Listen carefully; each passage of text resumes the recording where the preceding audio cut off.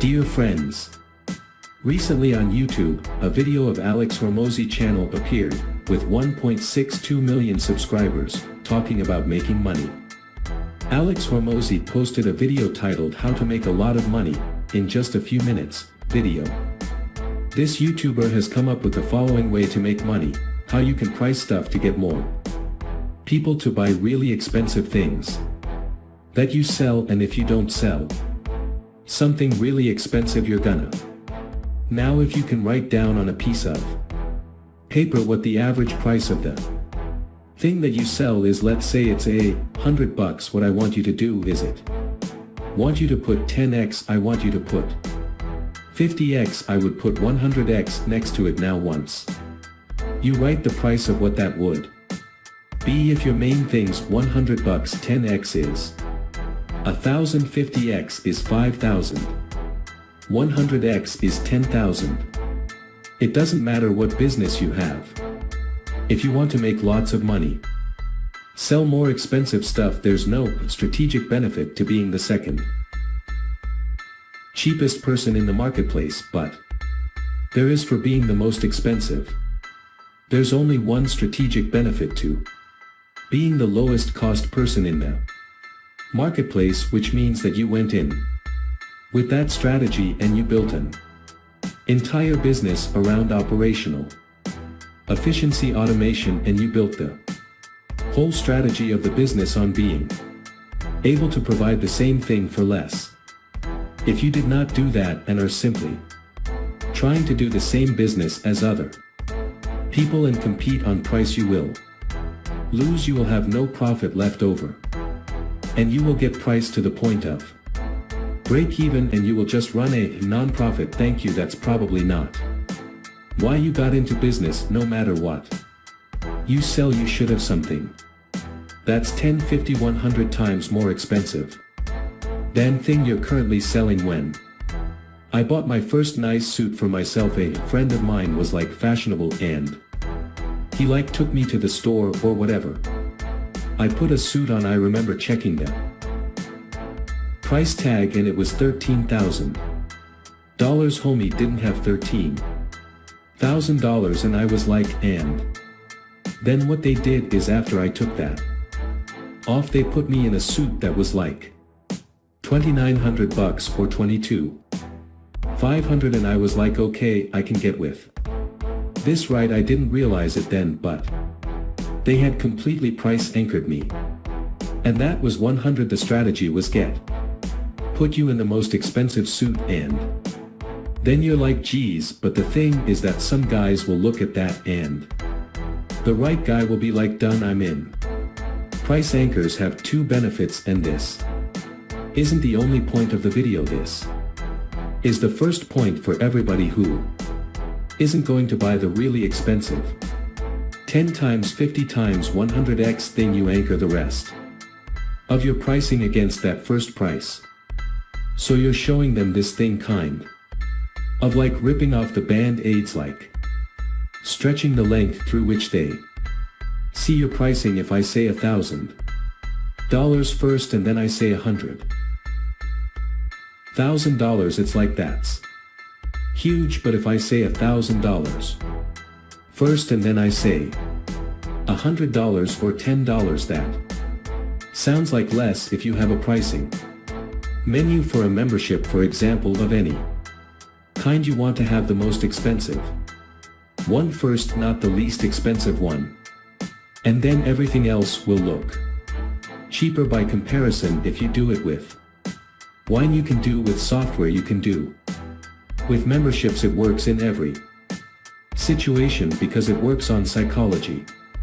Now let's talk about the other side of the equation. Alright, so we've got the anchor and then we've got other options of pricing. So how do we organize the other two options? Good question. I like to use the small, medium, large example to kind of like break this down, so you can use this as small, medium, large popcorn, small, medium, large Cokes, whatever. But let's say you've got $10, $5, and you've got this middle price where you put this middle price will indicate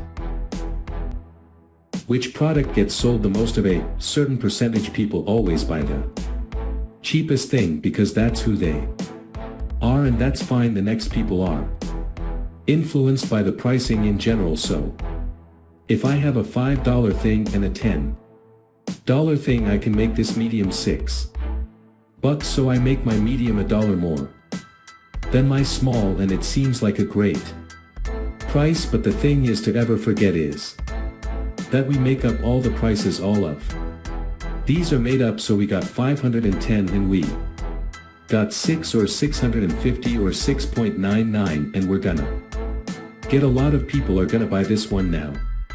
If I bump this to here $9 and I make this 10, what are people going to do? A lot of people are gonna buy this one. Because by comparison it's like, wait, just for $1 more I get twice of the small. Well, that sounds like a great deal, and so fundamentally people want to buy great deals. They don't want to buy cheap stuff. Think about the difference. Their price is what you pay, value is what you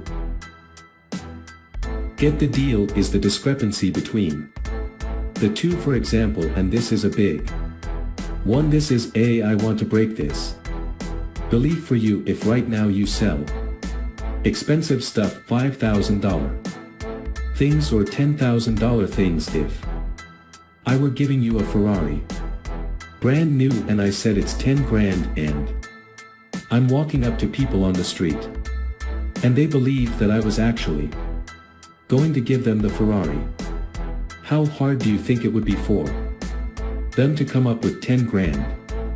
What would they do? They would call their friends, they'd call their family, they would take out of their credit cards, they'd take a loan. Why? Because they know it's worth more than 10 grand whenever you are selling something expensive. The reason someone is not buying it is simply because they do not understand the value. Because if they understand the value and they believe that you're giving them a Ferrari, they will find a way to get the money. I want to banish this whole concept of like they can't afford it. Everyone can afford it if they believe the value is there. And so the idea is not that we're giving cheap stuff away. We want the value relative to the price to be a huge bargain when you're coming up with the stuff that you're going to sell. The first thing that I want everybody to do 10 times 50 times 100x, pick one and then figure out what you would have to fulfill to make it worth that they are getting a Ferrari for 10 grand, and that's how you get people to say yes over and over again. And the other thing is that it'll start to teach you that people are willing to spend more when they see the value. The other benefit of having this huge price anchor is that whales will buy it. So a certain percentage of population, just like I said, certain percentage population always buys the cheap thing because that's who they are. There's another percentage of the population that always buys the most expensive thing because that's who they are. It doesn't hurt you at all to have something that's super expensive on your menu. Put it there with the expectation that you're never gonna sell, and be surprised when you do if you didn't get a gasp from the price. You didn't go high enough. You want that gas because that gap shows that you've broken the rubber band of pricing that they associated with what they expected your product or service to be priced at. And so if you're like, oh, it's 100 grand, they're like, whoa, I was not expecting that. You're like, oh, no worries, and then you can explain why it's worth it. But then it's like, you know what, I think we can do 80 of that for 10 because that's our silver. That make more sense for you? Yeah, that would make a ton of sense for me. Now if silver's 10, bronze is 8, and gold is 100, you need to sell a lot of 10ks, because now it seems like nothing. It depends on the customer or segmentation. But one of the big mistakes I see people do is that they'll have like 100 a month, 110 a month, and 128 a month. You want to meet buying personas. So you might have $100 a month, you might have a $200 a month, you might have $1,000 a month. Because the people and the needs between those customers are different, so you want to price based on the value delivered to a specific avatar. Like if I'm selling something to Coca-Cola, it's going to be more valuable to Coca-Cola than it is to a local brewery, so you can price it accordingly. If you are a Crow expert, conversion rate optimization, and you can help an e-commerce store by 10. If the store is making $1 million a year, 10 is 100 grand. If the store is doing $100 million a year, 10 is 10 million. You literally can provide more value to them because of who they are, not because of who you are. So 10x, 50x, 100x, think about what you provided. For each of those levels, put that at the top of your menu. Be the first thing that you explain to people. Expect 1 out of 20 to say yes to it. And for everybody else, after the video was posted, it received a lot of attention from viewers. The video reached more than 600,000 views. Let's look at the comments to see what people say about how to make money in videos. I work for a millionaire. She said a lot of crazy things. One of them being to her daughter one day after she returned from a day of Chanel and Hermes shopping, "Darling, we never buy anything on sale. Just so you know, there are these kind of people Alex is talking about, who always spend the highest amount." About 20 years ago, I worked for a very small carpet cleaning business, a husband and wife team who realized they are getting older, so I was asked to work with them. I was actually renting a condo from them. I learned so much about business from them, and they followed this exact pricing/business system. They were incredibly successful and paid me really well. I'll never forget when he told me, "If you're not uncomfortable when you tell your customer the price, then it's too low." We always delivered and went above and beyond their expectations every time, but they paid for it gladly. It is important for beginners in trading and investing to understand that success in these fields requires more than just technical analysis. Emotional maturity and self-discipline are equally important, as they enable traders to make rational decisions even during periods of market volatility. This means that consistently investing over a long period of time is generally more effective than trying to time the market by buying and selling based on short-term market fluctuations. Learning is crucial for success in trading and investing. Keeping up with current trends and strategies can help traders stay ahead of the curve and make informed decisions. I'm glad to hear that Marcia and Bai's insights and strategies have been helpful to most of us. Remember, success in trading and investing takes time and effort, but with dedication and discipline, it is achievable. Taking early notes from Warren as to the importance of sound asset diversification and risk management, it can't be overstated. I've been trying to grow my portfolio of $300,000 for some time now. I would greatly appreciate any other suggestions. I love the way these complicated sales strategies are simplified by you. This makes so much sense. Better than business school. Thank you. I don't sell anything and I'm only a minute and a half in, but I've already learned more than 2.5 years of college. You sir earned a like and a sub.